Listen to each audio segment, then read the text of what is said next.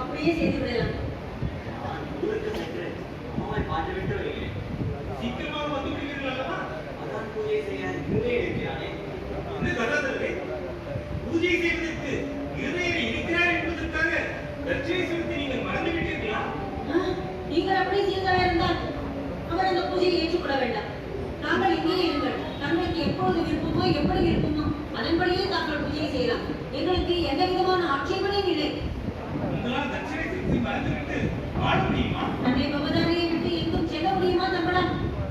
நீங்கள் இங்கேயே இருந்து எங்கள் இருவருக்கும் துணையாக இருந்து இதை நீங்கள் ஒப்புக்கொண்டாதான் இருதயருக்கு அர்ச்சகராக பணிபுரிய முடியும். நாங்கள் அதை ஒப்புக்கொள்வோம். ஆமா மாமா, மாமா இங்கிருந்து எனக்கு வழிகாட்டுவார் என்ற நம்பிக்கையில் தானே பூஜை செய்ய என்று அவர் கூறியுடன் அதை நான் ஏற்றுக்கொண்டேன். என் காரணமாக மாமா நம்மை விட்டு பிரிந்து விடுவார் என்றால் எனக்கு இந்த பொறுப்பு வேண்டாம். நான் மாமாவுக்கு முன்பாகவே சென்று விடுகிறேன். நான் இங்கே இருந்து பூஜை செய்வேன். ஊருக்கு சென்று விட்டு சீக்கிரம் வருகிறேன்.